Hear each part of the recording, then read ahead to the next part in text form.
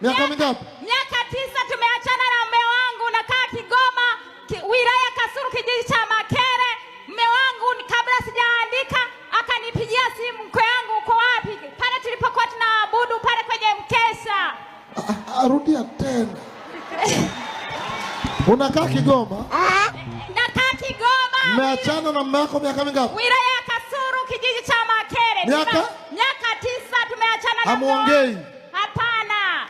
Baada ya kuja kwenye mkesha wa usiku tunaabudu, akanipigia simu, mke wangu uko wapi? Anakuita mke wako?